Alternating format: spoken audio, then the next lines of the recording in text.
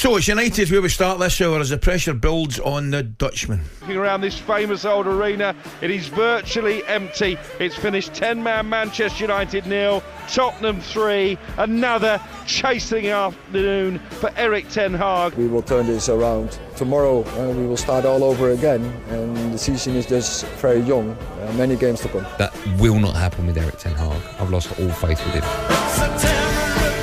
There you are. And sadly, I think Andy obviously wears his heart in his sleeves. I think that's maybe the general feeling of a lot of United fans, mate. Do you know, back in the summer, Ali, when I think it was genuinely it seemed very split about whether United fans wanted him to carry on, and those wanted to somebody else to come in. I think now I think particularly after that one.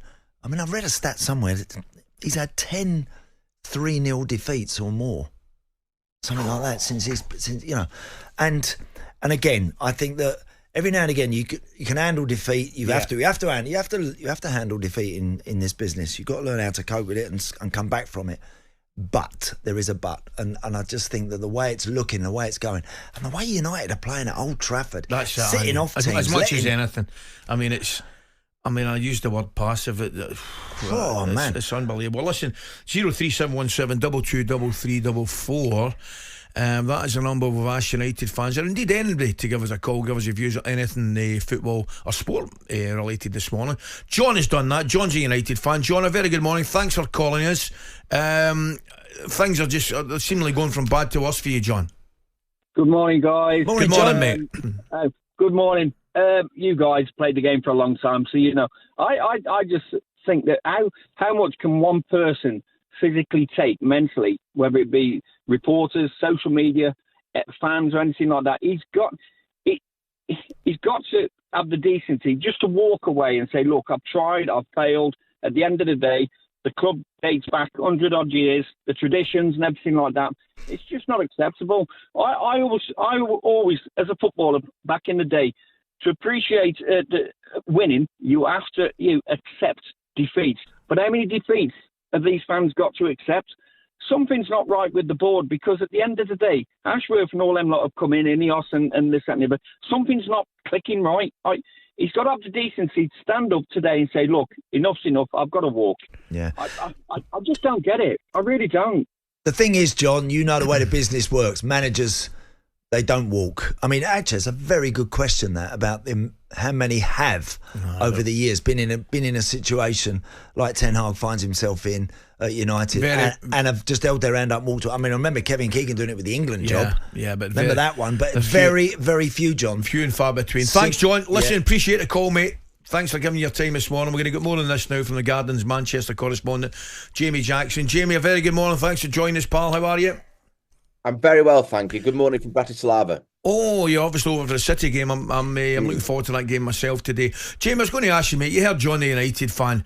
It seems to me there's kind of more and more Johns now with John's opinion than there has been for a long, long time.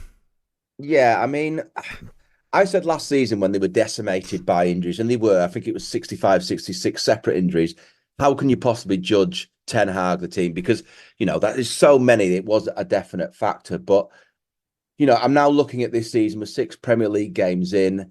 They had a couple of injuries at the start. I mean, Yoro's still out, sure. But, it's still no excuse really for, as I think Andy just said, you can lose games in football, of course you can, but it's how you lose, right? Yeah. The way they are losing, particularly at Old Trafford, in front of their unbelievable crowd that goes there week in, week out. It's basically, I don't know, 12 years of disappointment, really, since Ferguson left. And losing that manner. And, the last home league game was a 3-0 defeat to Liverpool as well. And Andy mentioned again that, the stat about the 3-0 defeats, he's overseen Ten Hag. And I myself, as someone who's defended him, and I'll look at it thinking, I'm sorry, but it looks like there is something wrong. I mean, just the way the team is set up, I'm going to be polite here, but it almost comes across a little bit amateurish. The big holes, Van de Ven, it was a great run to create Brennan Johnson's opener, but he should not be allowed to do that, particularly when 3 or 4 days earlier, it happened against FC20. Their right back ran right through United and created the equaliser. And it's like, it's sort of fundamental things. You two were, very good footballers, that would not be allowed to happen at any level, right? And it's going on kind of week in, week out. So yeah, I mean, here we are. It's Porto on Thursday. I'll be at that game. Villa at the weekend. And it's interesting. If you ask me a slightly different question, who would I go for? If you're really serious, if you're INEOS and you're going to do a change, I would go for Emery. Yeah. Now Villa fans won't like it, and I get it, but that's football. But if you're really serious here about, right, we're going to get rid of Ten Hag at some point, who's the best around who you could sort of maybe realistically get? And I would look at him. I don't think you get him. No, I know. Jamie, I don't think Man United, and it's an incredible club, of course it is, but I think with the team that he's currently got at Aston Villa, I'm not sure that Unai Emery would, for all the tea in China, would walk out there and go at Man United. I hear you, and the point you're kind of making is sort of painting a sort of little picture of how far United have fallen, or how sort of much of a rebuild that club needs now. You know, he may still turn it around, but I just don't. I'd like to see it, because obviously I sort of know him a little bit. I'm in the press conference all the time. He's a good man. He's trying his best, but it's just there comes a point in any manager's sort of tenure where you just think, nah, I'm sorry.